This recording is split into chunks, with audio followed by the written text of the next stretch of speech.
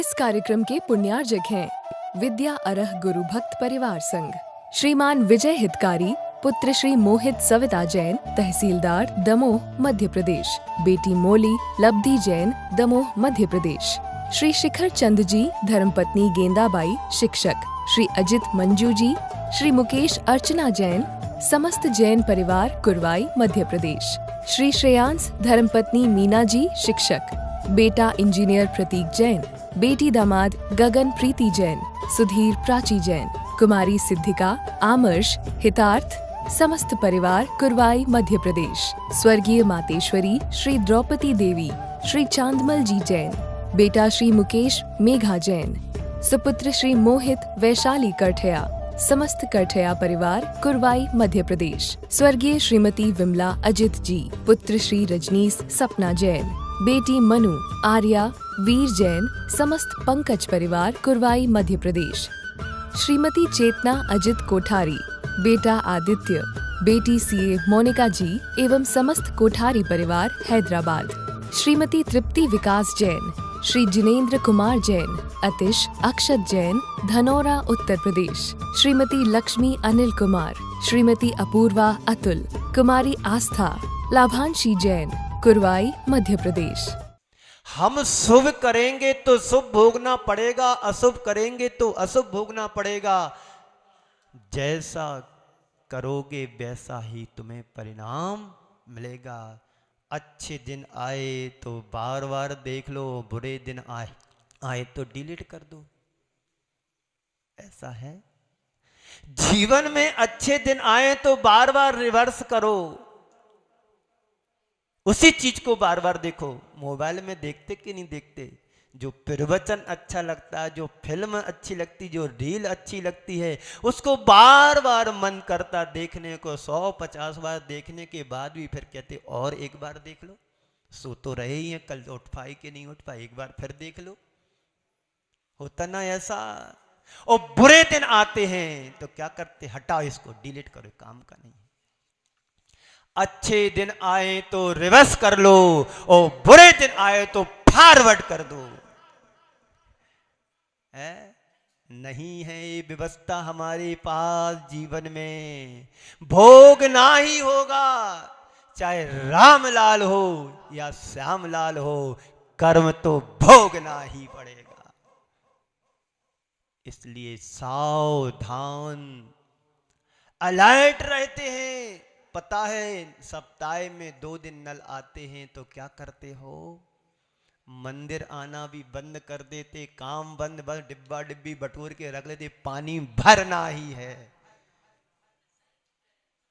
संत कहते हैं कर्मोदय में आए तो सावधान, नल आने वाला है नगर पालिका का। अरे भैया ऐसा चेहरा मेरा कैसे हो गया। टीवी पे प्रोग्राम देखते हैं, अरे मेरा चेहरा ऐसा खराब तो था नहीं। भाई तुम जैसा देख रहे थे वही तो रिकॉर्डिंग करेगा। अब भगवान को दोषी बनाओ, भगवान ने थोड़ी चेहरा बनाया, चेहरा तो तुम्हारे नाम कर्म से मिला है। शरीर नाम कर्म के उदय से हमें सारी व्यवस्था फैसिलिटीज मिली है। तुम्हारी नाक भी अच्छी है, आंख भी अच्छी है, दंत पंक्ति भी बहुत मोतियों की तरह है और चेहरा भरा भरा है। तुमने ऐसा पुण्य किया था तो तुम्हें देवी जैसा चेहरा मिल गया।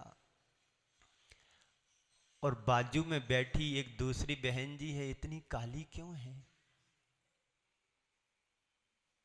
अरे एक का फेस तो इतना सुंदर, दूसरी की अपेक्षाकृत विपरीत।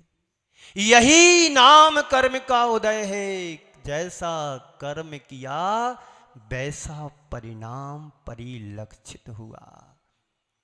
अब सोनी भैया के हम तो इतने खाद पिए थे फिर भी दुबले हैं, और संजीव भैया कह रहे हम तो कुछ नहीं खाद, हवा खाद तब भी अच्छे हैं।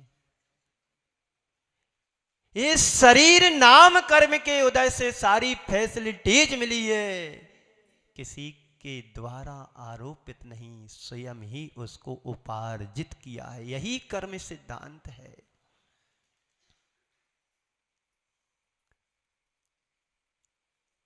तो कहते हमारा चेहरा ऐसा कैसे आ गया। भैया अरे भाई, जब रिकॉर्डिंग हो रही थी, चल रही, तब तुम कहां थे? तब तो ऐसे बिंदास बैठे थे जैसे घर में बैठे हो। वही ना रिकॉर्डिंग होगा। जैसा तुम हंस रहे हो, जैसे तुम हिल रहे हो, जैसे तुम ऊंग रहे हो, जैसे तुम हंस बोल रहे हो, जब कैमरा सामने घूमता है तो बड़े ऐसे, यहां पर डर लग रहा है कहीं मेरी फोटो ना बिगड़ जाए। फोटो बिगड़ जाएगी तो सुधर जाएगी, पर अपने एक्सरे को सुधारने की कोशिश करो। एक्सरा बिगड़ गया तो कोई सुधारने वाला नहीं है, टीवी ही निकलेगी, क्षय रोग ही निकलेगा, कैंसर ही निकलेगा, पर जीवन कैंसल। कर्म पर वसई शांतई दुखई रंत ऋतोदय। कर्मों के वशीभूत होकर के संसारी प्राणी सुख दुख का वेदन करता है। दुख ही संसार का बीज है। बोया किसने है? किसान ने बीज बोया मक्के का, और जुआ रोक करके आ जाए, है ऐसा संभव? बोलो, नहीं है ना संभव। तो क्या करते हैं? जो धान, जो बीज बोना है वही बोते हो जो फसल का समय है। तो ऐसे ही कर्म करते समय हम सावधान रहें। गेहूं ही बोना है तो गेहूं की फसल आएगी उग करके, और गेहूं की जगह तुमने कांटे वाला बीज बो दिया बबूल का, तो क्या होगा? जिंदगी भर चुभेगा, और जो भी तुम्हारे पास आएगा उसको भी तकलीफ होगी। तो क्या करना है? अपने अंदर एक सावधानी रखना है। बोलो।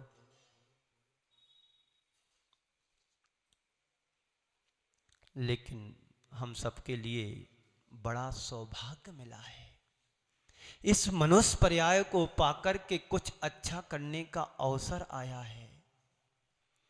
कितने बार हम नरक निगोद की यात्रा को करके आए हैं, त्रियंच गति में घूम करके आए हैं, पूरा विश्व को,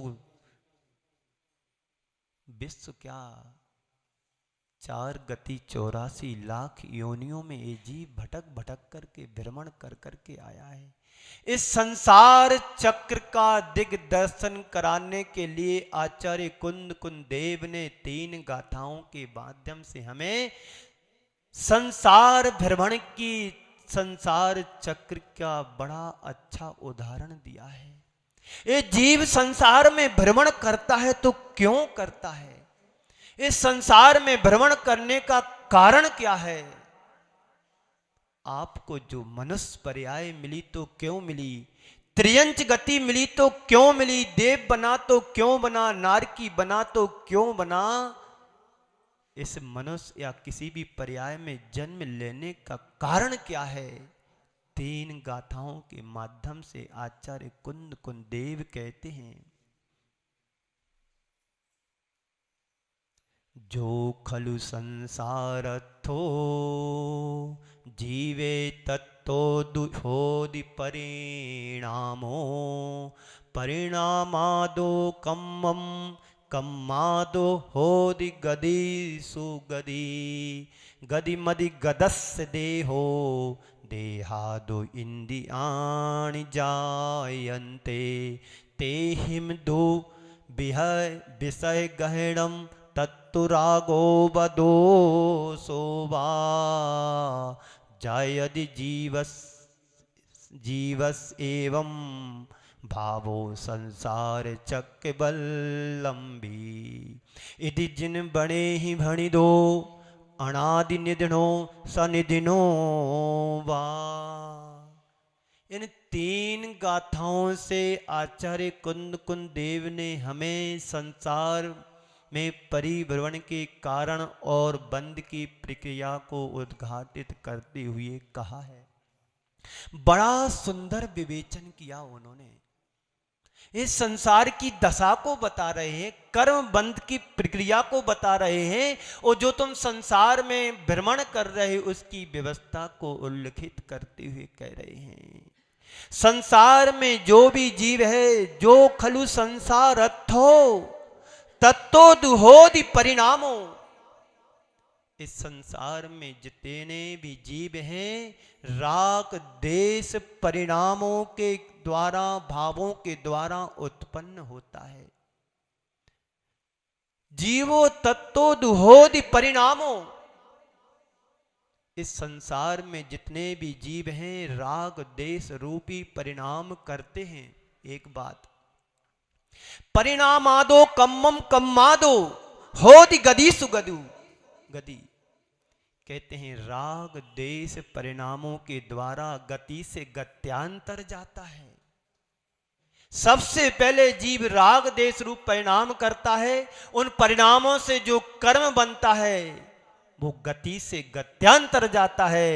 गति मदि गदस्य देहो देहादो इंद्रियाणि जायन्ते, जब गति से गति में जाते हैं तो वहां पर नया शरीर मिलता है। आपने मनुष्य आयु का बंद किया, राग देश रूप परिणाम किए, उनसे जो गति बंधी, गति से जो शरीर मिला, शरीर में फिर क्या मिलता है? देहादो इंद्रियाणि जायन्ते, उस शरीर में इंद्रियां स्फुटित होती हैं। नाक भी मिलती है, कान भी मिलता है, आंख भी मिलती है, स्पर्श भी मिलता है, सारी पांचों इंद्रियां मिलती हैं। परिणाम से क्या, राग देश रूप परिणाम से क्या हुआ? गति से गत्यांतर गए, गत्यांतर जब गति से गति दूसरी गति में गए तो वहां शरीर मिला, शरीर में इंद्रियां मिली। फिर क्या कहते हैं? तेहिम दू विषय गहनम तत्तो रागो वा दोषो वा, फिर वहां पर इंद्रियां मिलती हैं तो राग देश रूप परिणाम करता है, विषयों को ग्रहण करती हैं इंद्रियां। आपने जन्म लिया, ठीक, सबको पता है जन्म होता है बच्चे का तो क्या करता है? रोता है। इंद्रियां उसके पास में तो भूख लगती है तो क्या करता? वो ग्रहण करता है, इंद्रियों से विषय ग्रहण करता है। जायन्ति जीवस्य एवं भावो संसार चक्रवल्लमी, यही जीव संसार में परिभ्रमण करता है। राग देश किया, कर्म बंधा, गति में गया, दूसरी गति में गया, शरीर मिला, इंद्रियां मिली, शरीर में इंद्रियों ने विषय ग्रहण किए, बिना राग द्वेष किया, फिर कर्म बंधा, फिर दूसरे परिणाम कर्म बंधे, फिर दूसरी गति में गया, वहां पर शरीर मिला, वहां पर इंद्रियां मिली, शरीर में इंद्रियों ने फिर विषय ग्रहण किया, फिर विषय ग्रहण करके फिर राग देश किया, उसमें फिर कर्म बंधा, फिर गति मिली, गति में फिर शरीर मिला, शरीर में इंद्रियां मिली, इंद्रियों से फिर राग देश किया, विषय ग्रहण किया, राग देश किया, पुनः शरीर मिला। ये चक्र चल रहा है। किसका? आश्रव जारी है। क्या जारी है? कि प्रवचन जारी है। क्यों?